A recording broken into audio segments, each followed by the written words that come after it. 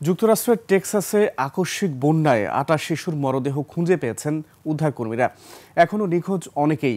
১০০ বছরের মধ্যে এমন ভয়াবহ বন্যায় এত শিশুর প্রাণহানিতে হতবাক টেক্সাসবাসী। ধ্বংসস্তূপ আর বিধ্বস্ত নগরীতে এখনও সন্তানদের খুঁজেছেন অসহায় বাবা মায়েরা। উদ্ধারকর্মীরা পায়ে হেঁটে, ট্রাক চালিয়ে, হেলিকপ্টার ও ড্রোনে ধ্বংসস্তূপের ভেতরে জীবিতদের সন্ধান করছেন। আফসানা নীলার ডেস্ক রিপোর্ট। সানবিট সব দিবে সামাল। সানবিট ম্যাজিক প্রেস ডিশওয়াশিং এর মাথা ঘোরানো সলিউশন। হন্যে হয়ে এক বাবা খুঁজে ফিরছেন ৮ বছরের ছোট্ট মেয়েটিকে। কখনো ধ্বংসস্তূপ সরিয়ে, কখনো বা পাথরের দেয়াল ঘেরা, জানালা ভাঙা একটি কেবিনে খুঁজছেন শিশুটিকে।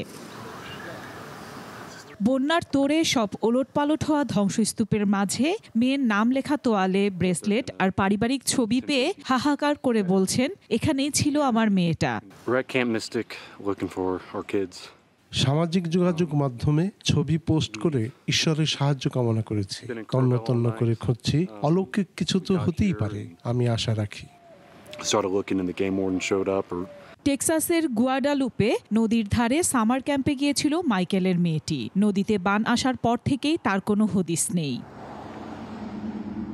নদীর ধারেই আয়োজন করা হয়েছিল গ্রীষ্মকালীন ক্যাম্পের। নদীর পানি ঢুকে ভেসে যায় ক্যাম্প, ভেসে যায় শিশুরাও।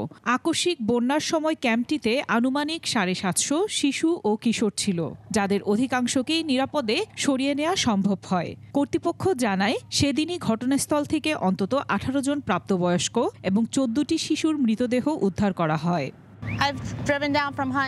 দুজনকে ভেসে যেতে দেখি, একজন হাত উঠালে তাকে উদ্ধার করি আমরা, কিন্তু আরেকজন ভেসে যায়। আমরা বারবার ফিরে আসছি, যদি কাউকে জীবিত পাই, হাল ছাড়ছি না।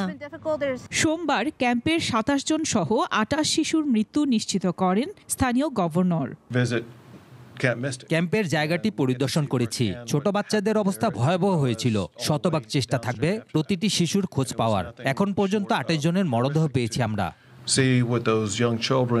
গত শুক্রবার থেকে ভারী বৃষ্টি শুরু হয়েছিল টেক্সাসের নানা জায়গায়। এতে আচমকাই নদীর পানি বেড়ে দেখা দেয় ভয়াবহ বন্যা। আফসানা নীলা, ডেস্ক রিপোর্ট, ২১ টেলিভিশন।